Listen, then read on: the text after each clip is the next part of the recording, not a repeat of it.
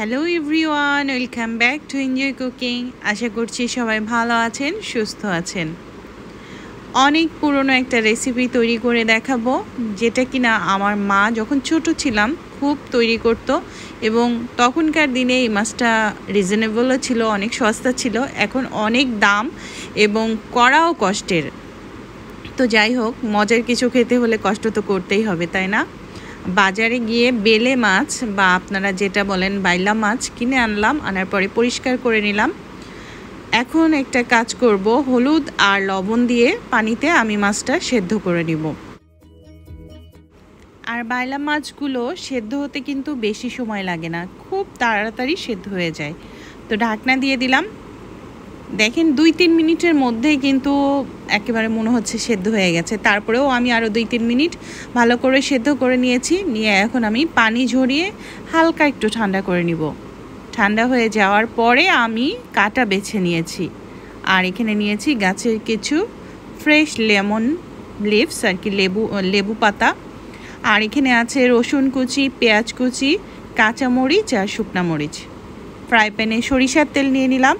আপনারা চাইলে সয়াবিন তেল দিয়েও এটা করতে পারেন, খাবার তেল দিয়ে।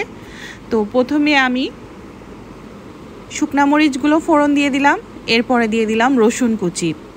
একটু হালকা লালচে কালার আসলেই এর ভিতরে দিয়ে দিব পেঁয়াজ কুচি এবং মরিচ কুচি। পেঁয়াজ এবং মরিচটা দেওয়ার পরে আবার কিছুক্ষণ হালকা বাদামি রং আসা পর্যন্ত ভেজে নিব।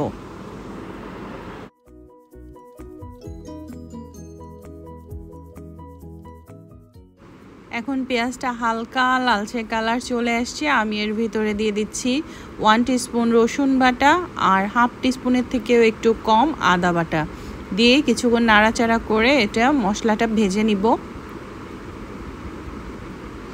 রসুন এবং আদার কাঁচা গন্ধটা চলে গেলেই এর ভিতরে আমি দিয়ে দিব আগে থেকে বেছে রাখা সেই বাইলা মাছগুলো দিয়ে আমি এখন কিছুক্ষণ ভাজা ভাজা করব। আর চুলার হিটটা মিডিয়াম টু লো হিটে রেখে সুন্দর করে আস্তে আস্তে করে ভাজা ভাজা করে নিতে হবে। একটু সামান্য হলুদের গুঁড়ি দিয়ে দিলাম পরিমাণ মতো, আর সামান্য একটু লবণ দিয়ে দিলাম। এখন দিয়ে দিচ্ছি হাফ টিস্পুনের মতো জিরার গুঁড়া, আর দিয়ে দিব হাফ টিস্পুনের মতো ধনিয়ার গুঁড়া। সব মশলাগুলো দেওয়ার পরে আমি চুলার হিট কিন্তু আস্তে করে দিয়েছি এবং লাল লাল করে এই বাইলা মাছগুলোকে ভাজি করে নিব। যত লাল লাল করে মুচমুচে করে ভাজতে পারবেন এই খাবারটা কিন্তু তত বেশি সুস্বাদু হবে। এবং একটু ধীরে ধীরে সময় নিয়ে এই কাজটা করতে হয়, একটু সময় লাগে, বাট খেতে অসম্ভব সুস্বাদু হয়। এখন আমি এটাকে আরেকটু ভেজে নিব সুন্দর করে। এখন দিয়ে দিচ্ছি লেবু পাতাগুলো। লেবু পাতাগুলো অবশ্যই লাস্টের দিকে দিবেন, নাহলে প্রথম দিকে যদি লেবু পাতাগুলো অ্যাড করেন তাহলে কিন্তু তিতা লাগতে পারে। জাস্ট খালি ফ্লেভারের জন্য লেবু পাতাগুলো দেওয়া এখানে। আর এখানে আমি একটু শুকনা মরিচের গুঁড়া হালকা ব্যবহার করব। আমি যেহেতু কাঁচা মরিচ ব্যবহার করেছি যথেষ্ট পরিমাণে, সো ঝালটা বুঝে দিতে হবে। যদি ঝালের পরিমাণ আপনারা দেখেন বেশি, তাহলে লাল মরিচ দেওয়ার দরকার নেই। আর যদি লাল মরিচ ঝালটা খেতে ভালোবাসেন তাহলে লাল মরিচের গুঁড়া অ্যাড করতে পারেন। যারা বেশি ঝাল পছন্দ করেন তারা সামান্য একটু লাল মরিচের গুঁড়া অ্যাড করতে পারেন। এখন নাড়াচাড়া করে নিচ্ছি। ঠিক এভাবে একটু চুলার আঁচটা এখন বাড়িয়ে দিয়ে আমি লাল লাল করে ভেজে নামিয়ে নিব। তো হয়ে গেল আমাদের সুস্বাদু বেলে মাছের ঝুরি ভাজি।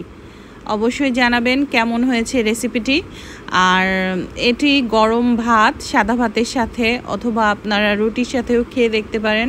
অসম্ভব সুস্বাদু একটা রেসিপি, ট্রাই করতে ভুলবেন না। ট্রাই করে যদি ভালো লাগে অবশ্যই আমার চ্যানেলটি সাবস্ক্রাইব করবেন, লাইক শেয়ার করবেন এবং কমেন্ট করে জানাবেন। Thank you for watching.